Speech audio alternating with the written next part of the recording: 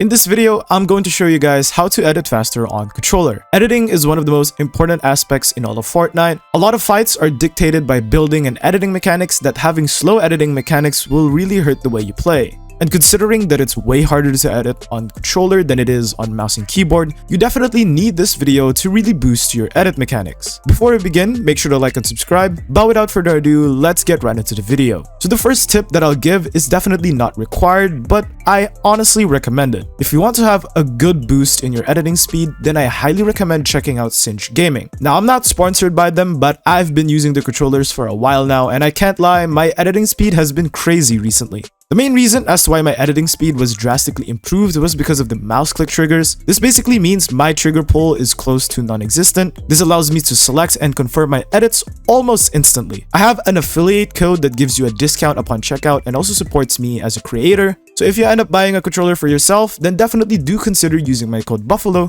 for some money off of your next purchase. The second tip that I'll give you is to play without edit on release. Now, I do have edit on release enabled, and that's because I'm still getting used to confirming my edits. So when I fail to confirm the edit, at least I don't just stop on my tracks. However, confirm edit on release on controller is significantly slower. The input delay of edit on release is decently big. However, if you struggle to play without edit on release, or if you've played on edit on release for the longest time, then now's not the time. In fact, you should probably stick to edit on release and just play around that. It definitely makes it easier to edit, but it's not the best for raw speed and accuracy, which, if you're trying to become a good Fortnite controller player, you definitely need. The third tip that I'll give you guys is to hop on an edit course for 10 to 15 minutes before going through your usual Fortnite session. This not only prevents you from missing edits during your ranked games, but it also just helps you build up consistency, and it will help remove any potential editing errors you might make. You don't even have to go for the hard ones. Simple wall, floor, and stair edits will do the trick just to get you warmed up and help you build up that consistency. Practice makes perfect, and you can never over practice the basics, especially since these edits are the ones you'll most likely perform in a real game scenario.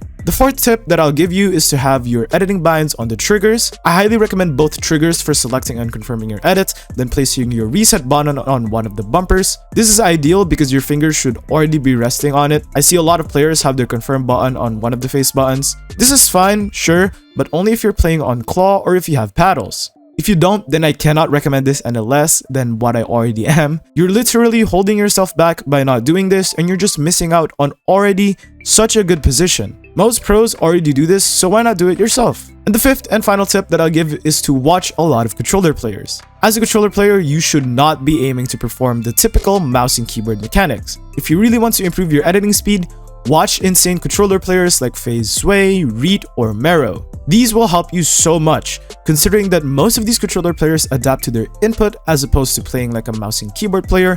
You will learn a thing or two just by watching them. I see too many controller players pretend like they're mouse and keyboard players, and I have to say that it's very unrealistic, and it doesn't help you at all. As a controller player, you have to make use of your advantages, and that's what makes players like Reet so great. I usually watch Reet's Cash Cup videos because they really show his raw mechanical skills in real game scenarios. You can do the same as me, or you can also watch their Twitch streams if you can. So those are the 5 tips that I have for you guys to improve your editing speed. If you learned something new from this video, leave a like and make sure to subscribe. Thank you for watching, and I will see you all in the next video. Goodbye.